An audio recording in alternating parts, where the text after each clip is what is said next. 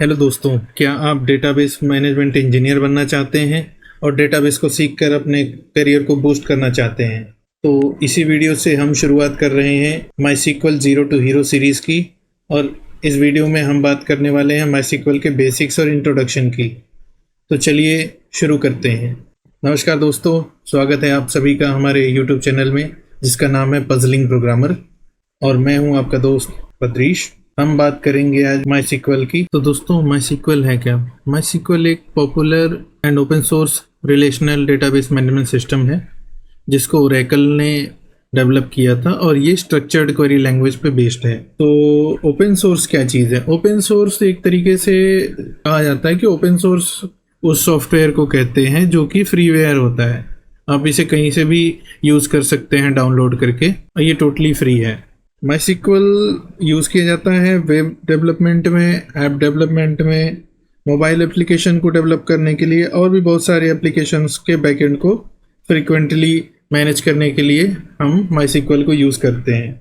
इस वीडियो में हम माई सीक्वल के बेसिक कॉन्सेप्ट और फंक्शनलिटी को डिस्कस करेंगे। तो पहले मैं आपको ये बता देता हूँ कि डेटाबेस क्या होता है। What is database? तो डेटाबेस क्या है? डेटाबेस एक ऑर्गेनाइज्ड कलेक्शन होता है डेटा का, जहाँ पे हम डेटा स्टोर करते हैं और ये डेटा स्ट्रक्चर्ड फॉर्मेट में स्टोर होता है। जैसे कि बात करें हम एक लाइब्रेरी की, जहाँ के सारी बुक्स रखी हुई होती हैं, तो आप उस लाइब्रेरी को डेटाबेस समझ सकते हैं और जो डेटा है वो आपका बुक्स हैं। एक दूसरा एग्जांपल लेते हैं। जैसे मान लीजिए पुराने ज़माने की बात करें तो क्या होता था कि हम अपने डेटा को फाइलों के अंदर स्टोर करके रखते थे और हमारे पास बहुत सारा डेटा इकट्ठा हो जाता था फाइल्स के फॉर्मेट में। पर जैसे जैसे कंप्यूटर्स की एज आई तो उसके साथ क्या हुआ, सारी चीज़ें ऑनलाइन होनी शुरू हो गई। तो हमने क्या किया, हमने भी डेटा को ऑनलाइन शिफ्ट किया डिजिटल फॉर्म में। अब इमेजिन करिए आप एक दुकान में खड़े हैं और ये कपड़ों की दुकान है। इसमें बहुत सारी लाइंस हैं, हर एक लाइन जिसमें कि जीन्स लगी हुई हैं, शर्ट्स हैं और किसी में टी शर्ट्स हैं। ठीक है, अब ये जो दुकान है जिसमें ये सारे कपड़े रखे हुए हैं, इसको टेक्निकल टर्म्स में हम डेटाबेस कह सकते हैं। What is DBMS? तो डीबीएमएस का जो पूरा नाम है वो है database management system.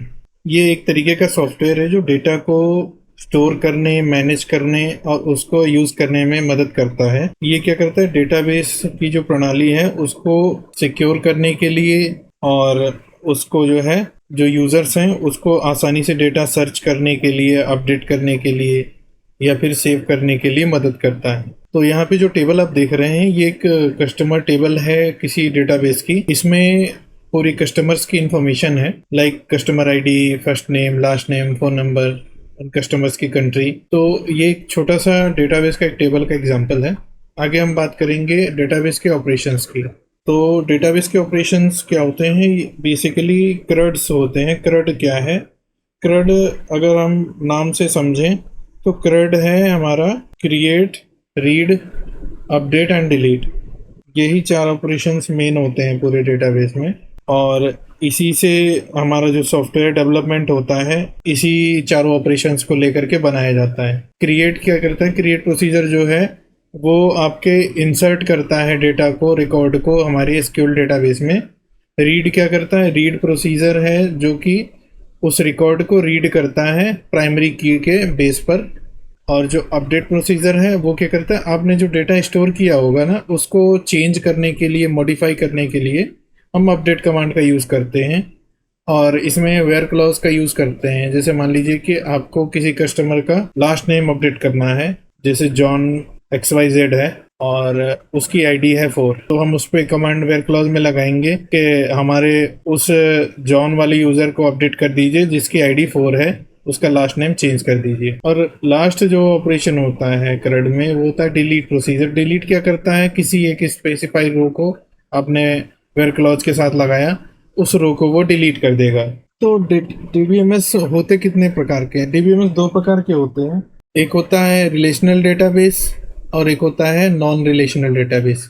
Relational database जो होता है उसका एक एग्जांपल आप कह सकते हैं एसक्यूएल है, और नॉन रिलेशनल डेटाबेस का जो है वो है नो एसक्यूएल।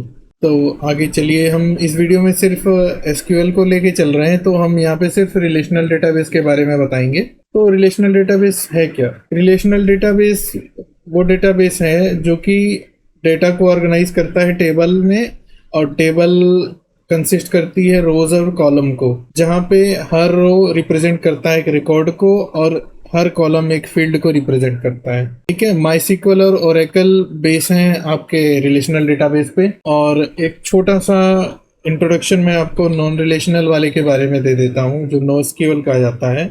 तो नॉन रिलेशनल डेटाबेस को नोएसक्यूएल डीबी भी कहते हैं। वो एक तरीके का डेटाबेस है जो कि ट्रेडिशनल टेबल बेस स्ट्रक्चर को यूज़ नहीं करता है। तो दोस्तों, हमारा ये वीडियो कंप्लीट हो गया है, और अगली वीडियो में हम बात करेंगे कि कैसे हमने माइस्क्ल को इंस्टॉल करना है। वो पूरी वीडियो उसी पे बेस है कि हम कहाँ से डाउनलोड करेंगे, कैसे उसे इंस्टॉल करेंगे, सारा कुछ हमने उसमें बताया हुआ है। वो पूरा एक इंस्टॉलेशन पे ही बेस्ड है वीडियो वो, कि हम कैसे माइस्क्ल वर्कबेंच इंस्टॉल करेंगे, कैसे माइस्क्ल सर्वर सेटअप करेंगे अपने सिस्टम में।